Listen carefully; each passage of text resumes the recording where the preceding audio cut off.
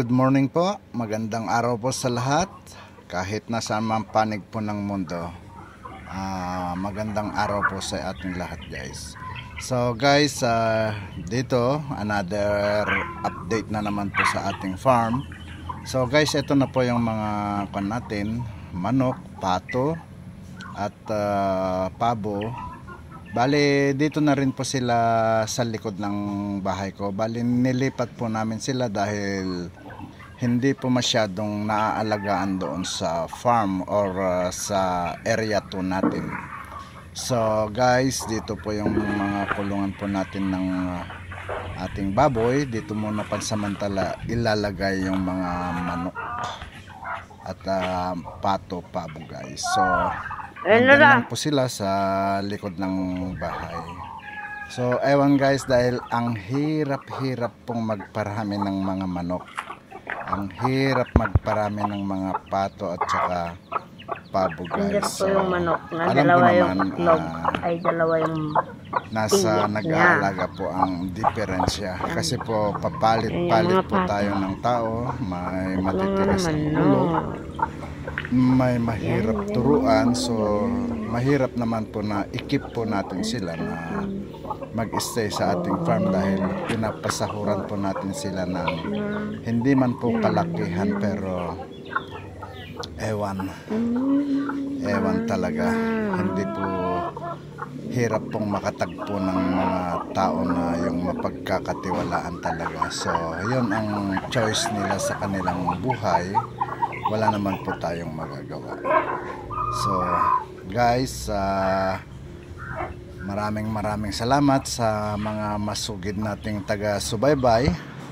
So guys, ito naman po yung ating mga baboy. Ito po yung inihahanda po natin na gagawing inahin or breeders ba ang tawag doon. So ganito lang guys ang gawin natin. Hindi naman po ito isang tutorial tulad po yung paulit-ulit kong sinasabi, kundi pang inganyo ba ang tawag doon, inganyo sa mga kababayan natin na tulad ko na nasa ibang bansa, guys. Kahit po nasa ibang bansa po tayo, pwede po tayong mag-alaga ng ganito, pwede po tayong mag-start para sa ganon may karagdagan pong pagkukunan sa ating mga pangangailangan. Pero kung sapat-sapat naman na po yung kinikita ninyo, ay okay na rin po. So dito guys, yung mga baboy natin, bali may tatlo po tayong dito, inahin, at nanganak na nga po yung isa, naiwalay na rin po yung mga biik, at mayroon pa po tayong dalawang inahin na hinihintay po na manganganak, guys.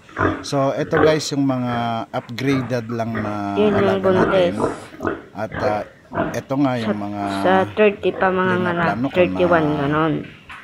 Pakawalan doon sa area 2 natin, sa guys. 20, so ito malapit ng anak ito, konting kimbot na lang at magkakaroon po tayo ulit ng mga panibagong bake, guys. So ito po yung mga naiwalay, guys, na mga bake natin. So nasa 1 buwan na sila, at iba pa rin talaga, guys, yung mga hybrid na baboy. Ito naman, guys, yung pinapalaki natin na gagawin na bulugan natin, guys. So dito naman tayo, dadako tayo dito sa mga kambing natin, guys. Ito, sarap panoorin kung ganito, lalo na siguro kung dadami pa ng konti. So dito na lang sila sa aming bahay, at pansamantala ko munang ginawang bahay nila, guys, yung aking bodega, dahil wala naman pong naikakarga doon, at mas safe po sila, lalo na po kung umuulan or may mga bagyo po. At yun lang, dahil kailangan sa mga kambing po ay naka-elevate yung mga bahay nila. So siguro sa susunod magpapagawa po tayo dito sa harap, dahil medyo maluwag naman po. papagawa po tayo ng kahit maliit lang na pwede nilang silungan kahit po umuulan, at sa ganon ay hindi po masyadong babaho doon po sa kanilang tinitirahan ngayon guys, dahil semento lang po ang flooring noon at nilalagyan lang po namin ng mga ipa.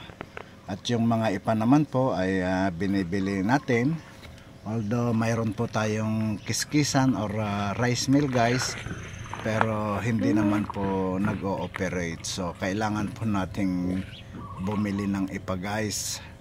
Yung ipa guys, dati pero no problema kung saan magtatapon ng ganon. Ngayon, binibili na po lahat. So, sabi nila, iisa na lang daw ang bumababa. Bahala na po kayo kung ano yon. So, eto guys, yung mga full blood bower natin guys. At sana po ay patnubayan tayo ng Panginoon para sa ganon ay mapalaki natin at maparami po natin silang maayos. So ito po ay isa pong Anglo-Nubian at nag-iisa po yan na pure Anglo-Nubian guys. And then mayroon po tayong isang bowang kung tawagin, at yung bowang po ay tatay niya bower, nanay niya is Anglo-Nubian. So, ito po yata yun. Ito siya. Ayun. Isay! So, Isay!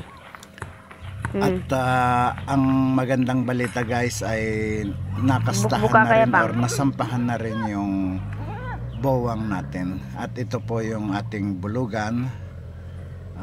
Ayan po yung bodega. Nandyan po yung kiskisan at nandyan na rin po yung bahay ko. So guys, ganyan lang ang bahay ni Ninong guys. So, okay pa rin, thank you so much pa rin, proud pa rin tayo dahil yan po ay galing po sa pawis at dugo kumbaga. So kahit naman po hindi gaanong kagandahan or kalakihan yung ating bahay, ang importante po ay mayroon din po tayo kahit paano. Kasi po yun ang minsan sinasabi nila, hindi importante ang bahay dahil hindi po madadala. Pero kung wala po tayong bahay, saan po tayo titira?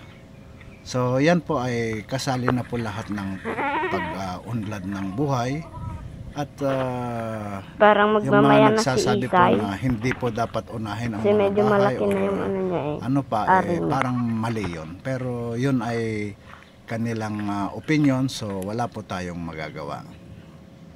So dito guys, yung mga kambing natin, nakakatuwa pag ganitong pinapanood sila. At yun nga, sana maparami natin. So guys, dito naman tayo sa aming maisan.